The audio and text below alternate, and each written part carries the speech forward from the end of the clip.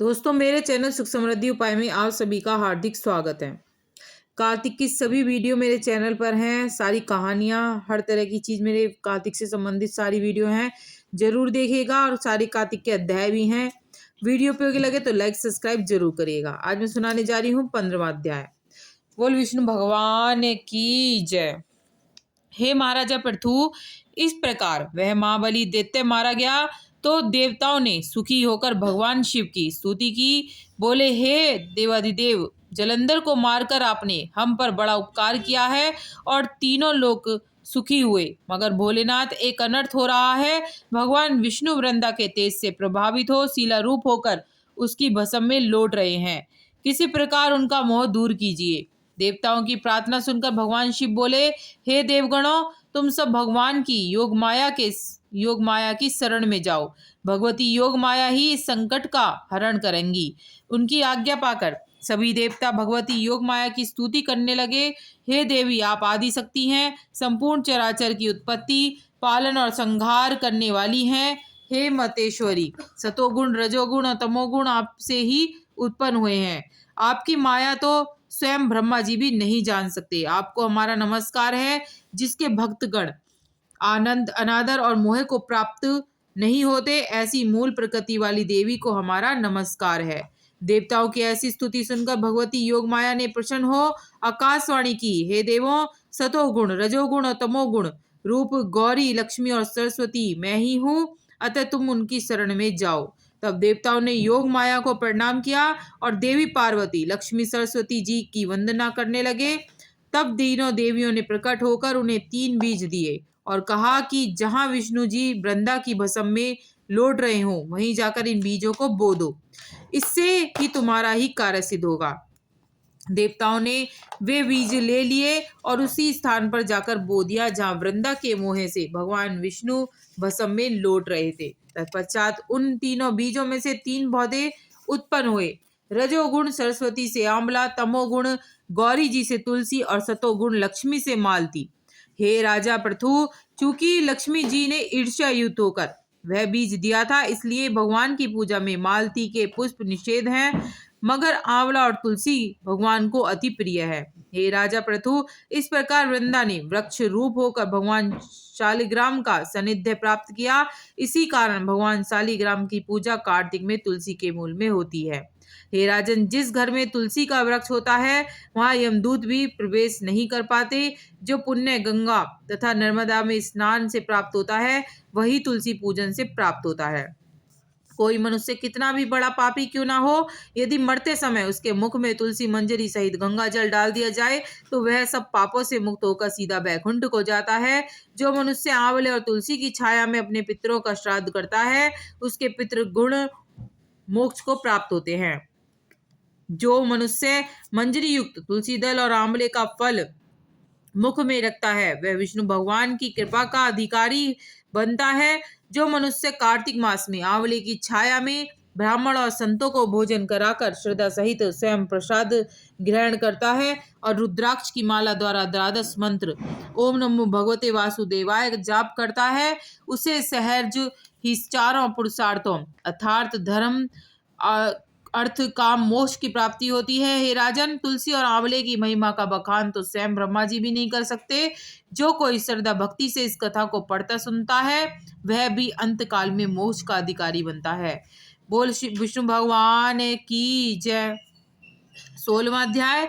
यहाँ तक की कथा सुनने के पश्चात महाराजा पृथु ने महर्षि नारद को श्रद्धा से प्रणाम कर कहा, हे महामुने, कार्तिक मास में भगवान विष्णु की पूजा का महात्म सुनकर मुझे बड़ा आनंद आया। हे ऋषिवर, आप यह बताइए कि इस माह में किसी अन्य देवता की पूजा भी होती है? यदि होती है तो उसका क्या विधान है? यह सुनकर नारद जी बोले, हे राजन, आश्विन शुक्ल पूर्णिमा को ब्रह्मा जी का व्रत, कार्तिक कृष्ण चतुर्दशी को गणेश जी का और षष्ठी अमावस को लक्ष्मी जी का व्रत किया जाता है। जो कुंवारी कन्या योग्य वर की इच्छा से कार्तिक मास में चतुर्थी को गणेश जी का कर्क चतुर्थी व्रत करती हैं, उन्हें संयोग्य वर की प्राप्ति होती है। यदि विवाहित स्त्रियां इस व्रत को करें तो उनका सुहाग भी अटल रहता है। यह सब बातें सुनकर हे महामुने, कृपा करके यह बताइए कि इस व्रत के करने की क्या विधि है? राजा पृथु ने पूछा। राजन, व्रत करने की इच्छुक कन्या या स्त्री को चाहिए कि वह प्रातःकाल स्नान आदि से निर्वत हो, चंदन आदि से गणेश जी का पूजन करे, फिर सायकाल भी गणेश जी का पूजन करके चंद्रमा के उदय होने पर उसे अर्घ दे, तत्पश्चात भोजन ग्रहण करें। हे राजन, सधवा स्त्रियों को अपने सुहाग की रक्षा के लिए यह व्रत अवश्य ही करना चाहिए। अब मैं तुमसे इस व्रत का इतिहास कहता हूँ, ध्यान पूर्वक सुनो। नारद जी ने कहा, प्राचीन काल में भद्रावती नामक एक नगर में सुधर्मा नामक एक राजा था। उसके 4 पुत्र, एक पुत्री थी। पुत्रों के नाम रविदत्त, जय, सुशर्मा, जयशर्मा और सुशोभन थे, और पुत्री का नाम वीरमती था। इस कन्या वीरमती का विवाह देवव्रत नामक युवक से हो गया और दोनों पति पत्नी प्रेम पूर्वक रहने लगे। हे राजन, एक बार की बात है, अचानक घर में सांप द्वारा काटे जाने से देवव्रत की मृत्यु हो गई। यह सुनकर वीरमती विलाप करने लगी। उसका विलाप सुनकर उसके माता पिता और चारों भाई और कुछ नगरवासी वहां पर आ गए। देवदत्त को मरा हुआ देखकर शोकाकुल हो उठे। शीघ्र ही यह समाचार कि राजा का जमाता सर्प के काटे जाने से काल का ग्रास बन गया है, पूरे नगर में फैल गया।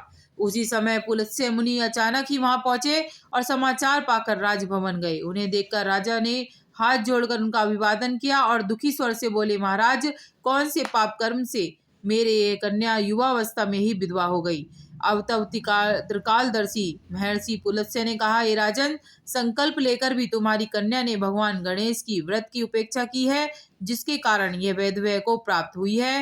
हे राजन, सिद्धि रिद्धि के दाता गणेश जी की जो उपेक्षा करता है वह इसी प्रकार कष्ट पाता है। इस संदर्भ में मैं तुम्हें इस प्राचीन इतिहास सुनाता हूँ। एक समय ब्रह्मा, विष्णु, महेश, इंद्रादि सभी देवता दैत्यों के विनाश का उपाय सोचने के लिए एकत्रित हुए। उसी समय ब्रह्मा जी ने कहा कि गणेश चतुर्थी का व्रत संपूर्ण विपत्तियों का विनाश करने वाला है। तब सब देवताओं ने कार्तिक के कृष्ण पक्ष की चतुर्थी का व्रत किया, जिससे दैत्यों का विजय प्राप्त हुई।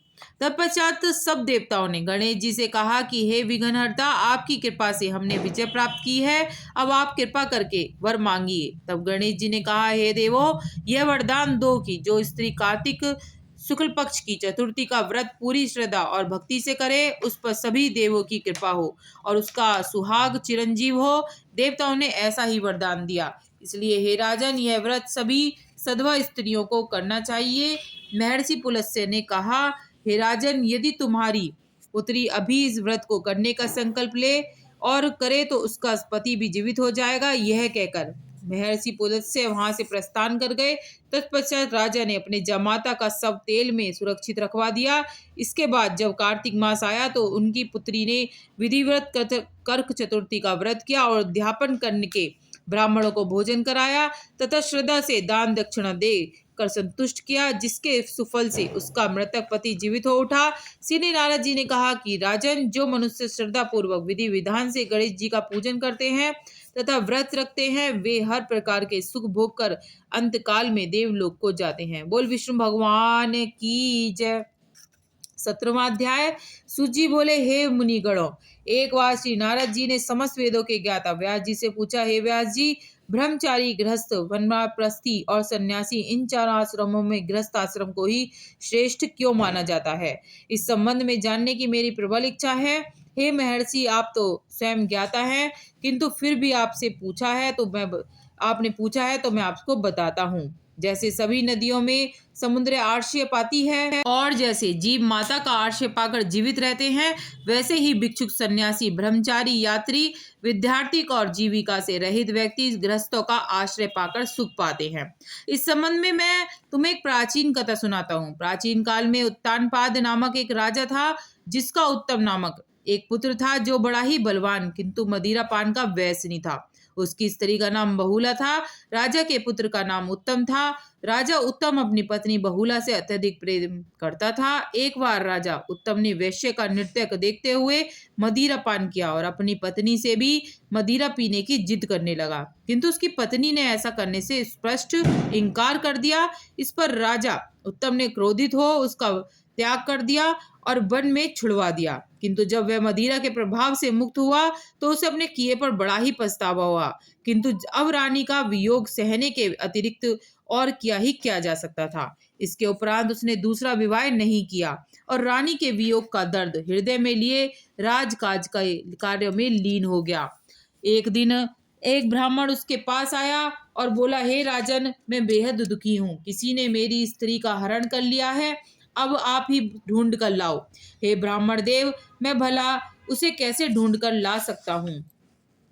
मैं तो यह भी नहीं जानता तुम्हारी स्त्री को कौन किस दशा में और क्यों ले गया है। ब्राह्मण बोला, राजन, आप प्रजा से कर के रूप में उसकी आय का छठा भाग लेते हैं, अतः प्रजा की रक्षा करना आपका कर्तव्य है। यदि प्रजा अपने घर में सुरक्षित नहीं है तो ऐसे राजा का क्या लाभ? राजन, हमारे राजा होने के कारण आपका कर्तव्य बनता है कि आप मेरी पत्नी को खोजकर मुझे दें। किंतु विप्रवर, मैंने तुम्हारी पत्नी को कभी देखा तो नहीं। यह कैसे संभव की थी? रंग रूप उसका कैसा था? आश्चर्य से राजा ने कहा। तब ब्राह्मण ने बताया कि हे राजन, यह कठोर वचन बोलने वाली कर्कश स्वभाव की कुरूपा है। मैं उसकी निंदा नहीं कर रहा हूँ, बल्कि उसकी पहचान बता रहा हूँ, क्योंकि वह जैसी भी है मेरी अर्धांगिनी है। तब तो राजा का आश्चर्य और भी अधिक बढ़ गया। उसने कहा कि हे ब्राह्मण देव, जब तुम्हारी स्त्री ऐसी कुरूपा कठोर स्वभाव वाली है तो क्यों तुम उसे दोबारा पाना चाहते हो? देवयोग से उसे तुम्हें छुटकारा मिल गया। अब कोई सुंदर और सुभाषिणी स्त्री से विवाह कर लो। नहीं राजन, ब्राह्मण ने कहा, मेरी स्त्री मेरे धर्म और कर्म की अर्धांगिनी है। उसकी रक्षा करना मेरा परम धर्म है। जो पुरुष अपनी स्त्री की रक्षा नहीं करता उसका वंश बिगड़ जाता है। जो व्यक्ति अपनी धर्म पत्नी को उचित सुख और सहयोग नहीं देता उसके पितर अपने लोक से गिरकर नरक लोक में चले जाते हैं। ब्राह्मण के ऐसे वचन विवश हो राजा ने स्वयं ही उसकी पत्नी की खोज का निर्णय लिया और ब्राह्मण को आश्वासन देकर विदा करने के पश्चात रथ पर सवार होकर चल पड़ा। वह बारी बारी से चारों दिशाओं में उस ब्राह्मणी को खोजने लगा। तत्पश्चात वह एक वन में पहुंचा जहां एक आश्रम देखा। आश्रम में जाकर राजा ने आसन पर एक ऋषि को बैठे देखा। वह उसके समीप जा पहुंचा। ऋषि ने भी राजा को देखा, मगर आश्चर्य कि राजा को देखकर भी ऋषि ने उसके किसी प्रकार के आदर सत्कार उपक्रम नहीं दिया। इसके मनोभावों को समझकर त्रिकालज्ञ ऋषि बोले, हे, मैं जानता हूँ कि तुम राजा उत्तानपाद के पुत्र हो, मगर यहाँ किस कारण आए हो? आश्चर्य से राजा ने कहा, हे महामुने, एक ब्राह्मण के घर में कोई उसकी स्त्री का हरण करके ले गया है। मैं उसी की खोज में निकला हूँ, मगर आपने ना तो मुझे अर्घ ही दिया, ना ही किसी प्रकार का आदर सत्कार किया। इसका क्या कारण है? हे राजन, ऋषि बोले, तुम अर्घ के योग्य होते हुए भी इस समय उसके पात्र नहीं हो, क्योंकि तुमने अपनी निरपराध स्त्री का त्याग किया है। यदि स्त्री का धर्म पति की तन मन से सेवा और उसकी आज्ञाओं का पालन करना है तो पति का भी कर्तव्य है कि वह उसकी यथोचित सम्मान करे। जहाँ स्त्रियों का मान होता है वहाँ देवताओं का वास होता है। कहा भी गया है, यत्र पूज्यते नारी तत्र वसति देवो। हे राजन, इसके विपरीत जहाँ नारी का अपमान होता है वहाँ कभी सुख शांति नहीं रह सकती। इतना सुनकर राजा का सिर लज्जा से झुक गया। तत्पश्चात वह बोला, भगवान, आपने मेरी आंखें खोल दी। अब कृपा करके मुझे मार्गदर्शन करें। अपने से पहले मैं उस ब्राह्मण के लिए चिंतित हूँ। आप कृपा करके यह बताइए कि उस ब्राह्मण की स्त्री को कौन हर कर ले गया है, क्यों हर कर ले गया है, और इस समय वह कहाँ है, किस दशा में है? तब ऋषि ने ध्यान लगाकर बताया कि राजन, आदिति का बलाक नामक राक्षस पुत्र उस ब्राह्मणी को हर कर ले गया है। उसने उसे उत्पला व्रत वन में रखा हुआ है। अब तुम उसे ढूंढकर ब्राह्मण से उसका संयोग कराओ। यह सुनकर राजा ने उन्हें प्रणाम किया और रथ पर सवार होकर उत्पला व्रत वन में जा पहुंचा। वन में उसकी दृष्टि एक स्त्री पर पड़ी जो एक वृक्ष के नीचे बैठी विलंब फल खा रही थी। उसका रंग रूप और नैन नक्श ठीक वैसे ही थे जैसे ब्राह्मण ने बताए थे।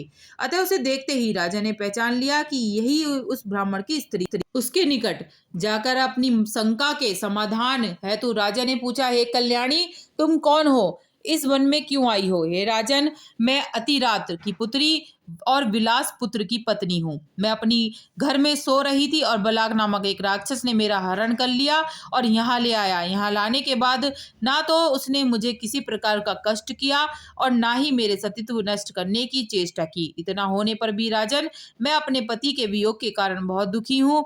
तब राजा ने पूछा, हे ब्राह्मणी, वह राक्षस कहाँ गया है? ब्राह्मणी ने बता दिया कि वह कहाँ है। राजा उस स्थान पर पहुंचा तो उसे देखते ही राक्षस उसके चरणों में गिर पड़ा और बोला, राजन, कहिए मेरे लिए क्या आज्ञा है? तब राजा तनिक क्रोध दर्शाते हुए बोला, अरे दुष्ट निशाचर, तू इस ब्राह्मणी का हरण करके क्यों लाया है? क्या तू उसके साथ विवाह करना चाहता है? वह तो अत्यंत ही कुरूप है।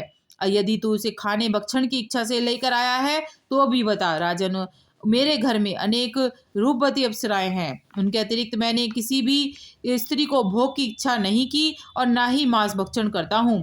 मैं तो इस योनि से पूर्व जन्म के पापों का प्रायश्चिताप कर रहा हूँ। इस ब्राह्मणी के हरण का कारण यह है कि इसका पति राक्षसों को मारने का मंत्र जानता है।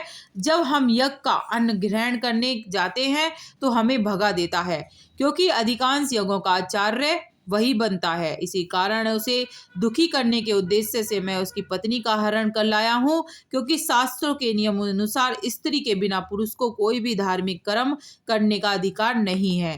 इसलिए अब वह यज्ञों के आचार्य नहीं बनता।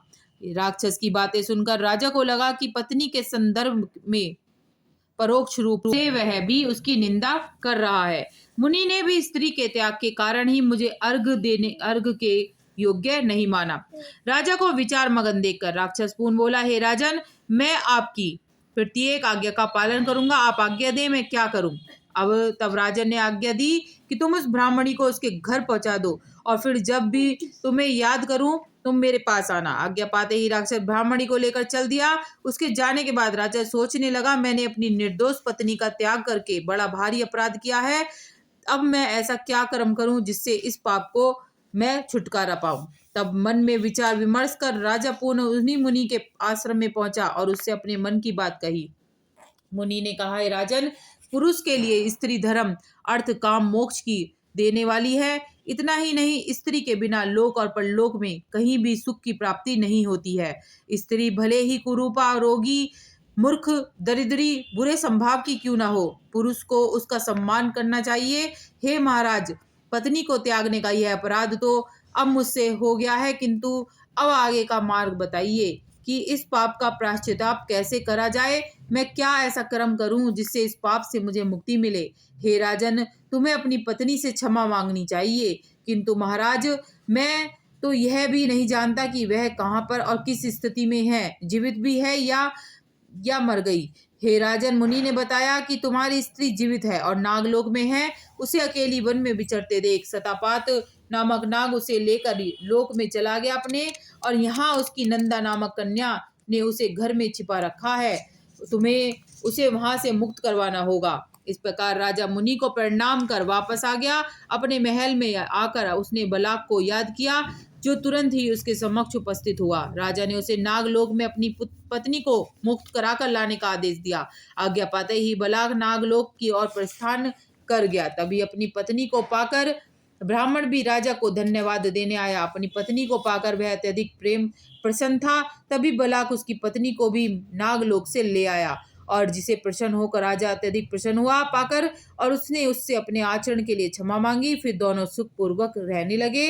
हे महाराजा पृथु, इस कथा के माध्यम से मैंने तुम्हें गृहस्थ आश्रम का महत्व सुनाया है। अब यदि कुछ और सुनने की इच्छा हो सो कहो।